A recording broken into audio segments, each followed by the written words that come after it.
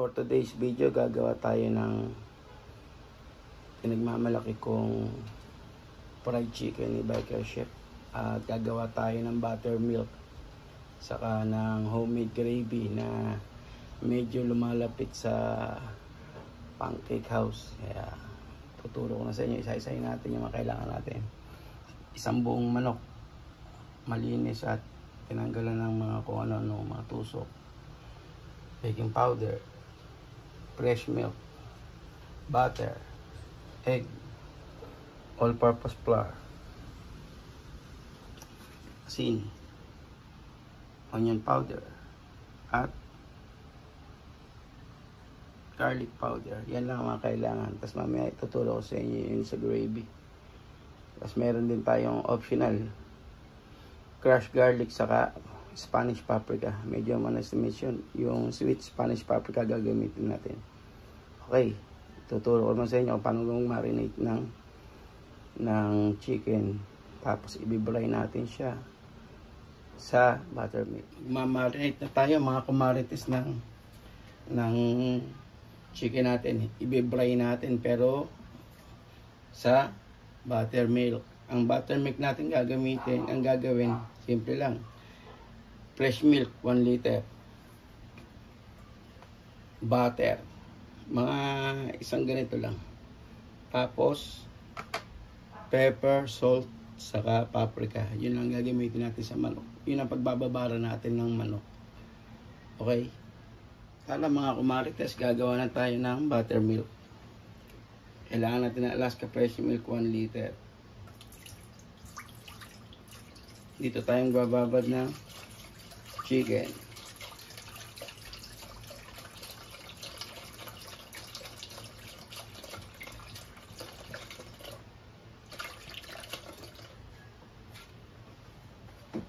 Tapos after ng fresh milk, yung tinunaw nating butter, lagay na natin.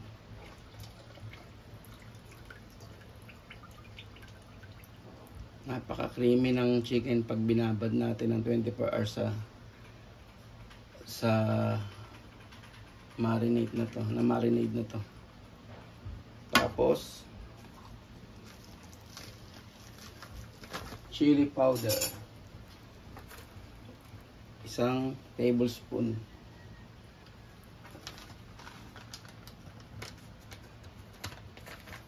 Isang paprika tablespoon din.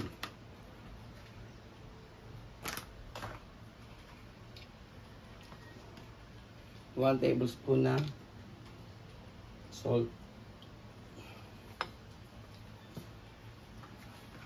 Tapos 1 tablespoon ng onion powder. Kailan natin 1 tablespoon, wag lang teaspoon. Tapos garlic powder, 1 tablespoon din. Tapos bring to mix lang natin.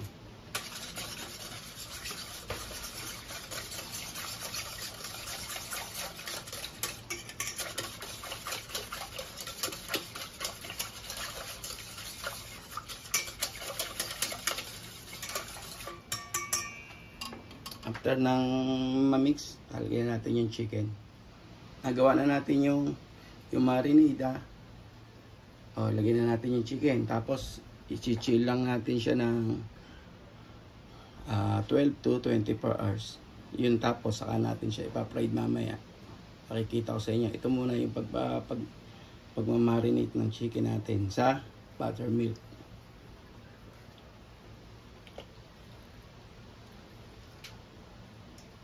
Make sure lang na nahalo natin yung mixture para pumasok. Tapos kung gusto niyo talaga ma-penetrate ng marinade natin yung lasa ng manok, kailangan mo kasi tusukin na stick o gitlatan yung chicken para lumasa talaga. Iiwan natin to sa fridge ng 24 hours para lasang-lasa. Yan, no? Marinate na yan. I-marinate natin siya 8 to 24 hours para lasa-lasa. Tapos babalutan natin siya ng breading mamaya pag magluluto na tayo. Ayan ang magiging resulta pag minarinate natin siya. Tandaan nyo yung paggawa ng buttermilk, pinakita ko na sa inyo. Ulit-ulitin nyo lang, tapos sundan nyo. Tapos huwag sa freezer, sa chiller lang para ma-absorb ng chicken yung ano, ha. Okay, 1 liter kasi sa isang buong manok. Tapos kung tipid pa kayo, pwede naman second batch. Yan, gayahin nyo lang at magkakaroon na kayo ng napakasarap na fried chicken. O, magpiprepare na tayo. Nahango ko na yung minarinate nating whole chicken sa fridge. Naka 24 hours din yan. Tapos ngayon gagawa na tayo ng dry ingredient para naman sa manok, para pipirito. Sinasabayan ko na po ito painit ng mantika natin.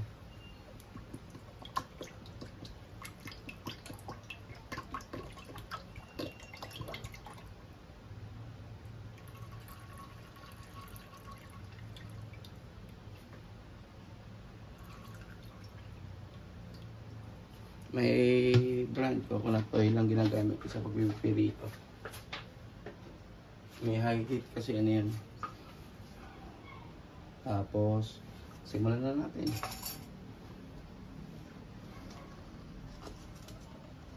One tablespoon ng garlic.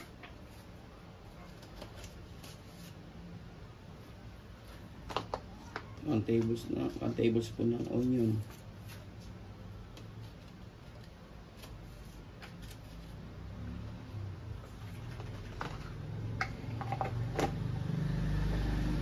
Optional to, crush pepper. Amili kasi kami ng ano ko, kaya 1 tablespoon 1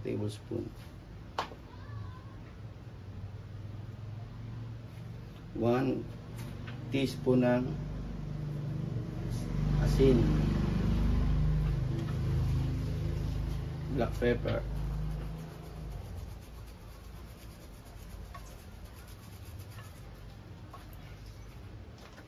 saka 2 teaspoon ng Spanish paprika.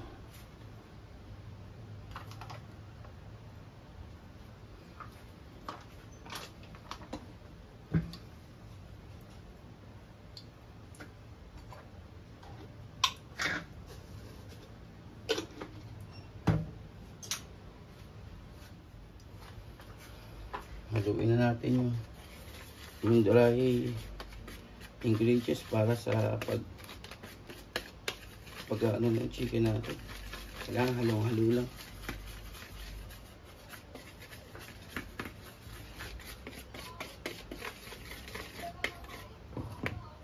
Hindi na tayo gagamit ng egg sa pag ano ng chicken kasi malagkit naman na yung gagamitin natin, yung buttermilk, kaya no need na sa egg. Di-dredge na lang natin dito yung chicken para sabay pirito. Haluin lang natin. Sekreto ni Biker Chef. Nakita nyo naman. Gayahin nyo lang yung mga ingredients. Sigurado makukuha nyo yung perfect fried chicken. May mga simpleng gamit na makukuha nyo naman eh. Hindi na makagad-kagad kailangan bilhin. Yung mga nagsasanay magluto, tulad ko, naipo ko lang yung mga gamit na yan, hindi ko pinili kagad yan. Okay, ito na yung ano, i-dredge na natin yung chicken dito. Oh, let's start na.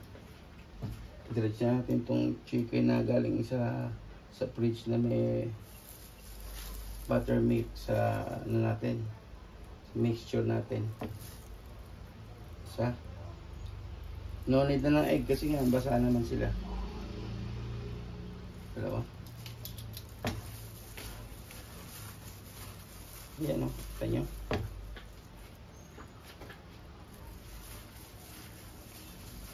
Di-dredge lang natin. Tapos shaky style.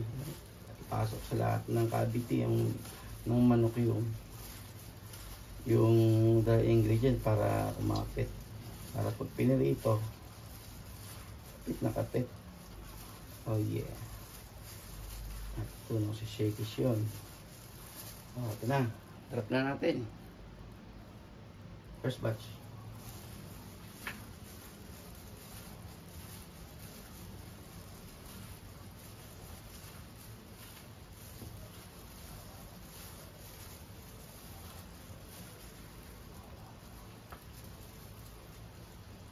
Second batch.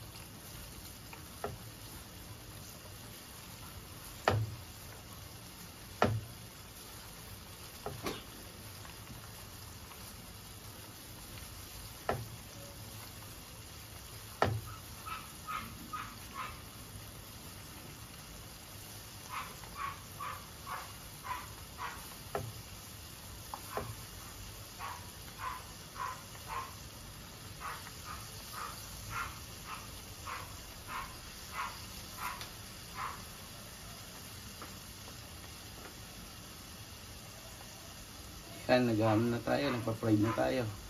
Tuloy-tuloy lang. Okay, para naman yung procedure. Nakakaisang batch na tayo. First batch, ayan, nakita nyo. Golden brown. Tapos nakasalang yung pangalawang batch. Ganun lang. Sabayan nyo na.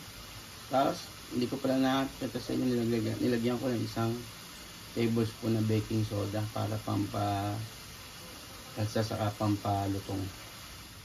Ayan, nakatapos na tayo. Diba? 200 plus, meron ka na lampas isang bucket. Tapos kumuha ka na ng kapakasarap na buttermilk. Talagang creamy. Tapos buttery ang flavor, ang lasa. Tinuro ko na sa inyo kung paano gumawa ng buttermilk. Yun dun yung ma-marinate. Kaya tingnan nyo, napakasarap. Sunin nyo lang. Matututunan nyo rin itong ginawa ko. Tapos gagawa pa tayo ng gravy mamaya para complete experience na napakasarap na hindi papapay saka yung sinasabi nilang mga kanto fried chicken. Alright, start na tayo. Gawa tayo ng gravy.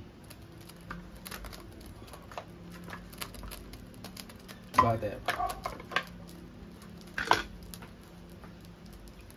Konting mantika para hindi masunog. Tunawin lang natin yung butter. Tapos maglagay tayo ng half cube ng beef cubes. Tapos pepper.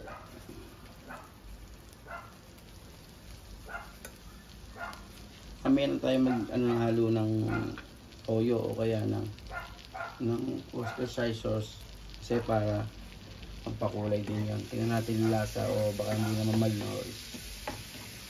Sundan nyo lang yung paggawa ko ng gravy na simple.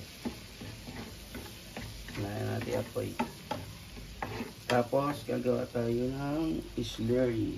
Tinunaw na all-purpose flour sa tubig.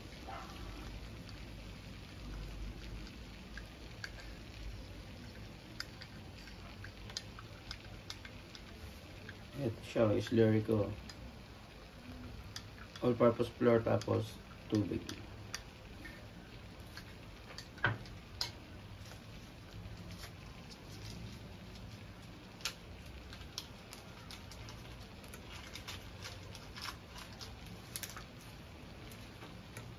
O, nakita nyo na yan. Lalagyan na natin yung slurry. Kasi natunaw na yung butter. Dahan-dahan lang. Tapos kung nakita natin hindi mahabol yung sobrang lapot, hindi lang ng tubig. Pero yung lasa niya, sigurado. Lagyan natin.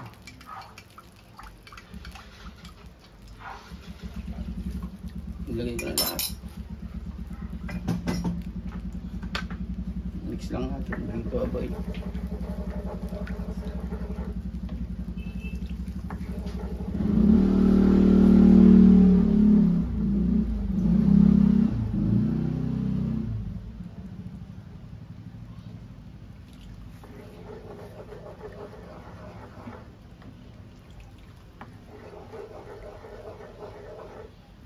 Tingin ko din natin kailangan lagyan ng toyo o ng Worcestershire sauce kasi para okay naman, hindi na siya mukhang malnourished palaputin na lang natin. Ay, lumalapot na.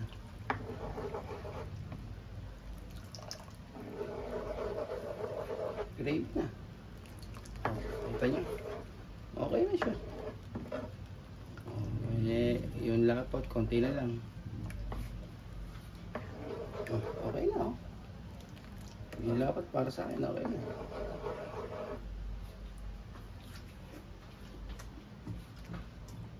Nalo sa lasa. Tapos simpleng paggawa ng gravy para sa ating buttermilk fried chicken. Sundan nyo lang ako mga kumarites at mga kapital, kamotor at kasandok. Shoutout sa mga tropa natin dyan, lalo na yung mga silent viewers, tapos yung mga sumusuporta. Shoutout sa inyo. God bless us. Thank you. Thank you for watching. Tapos na ang ating paggawa ng gravy sa ng chicken buttermilk marinade. Kaya ito na. Tikman na natin. Nakikita nyo naman. Sarap. Enjoy lang. Gayahin nyo lang. The gravy Tapos yung gravy, tinuro ko na rin sa inyo, di ba? Nakatipid na kayo. Nakaano pa kayo. Kasi kung bibili kayo, 850 na per bucket. Halos 2 bucket na yan. Okay. Enjoy lang mga kapedal, kamotor at kasandok. Happy cooking. Enjoy!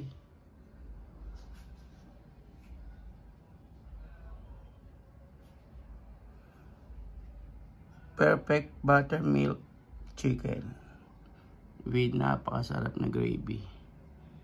Enjoy.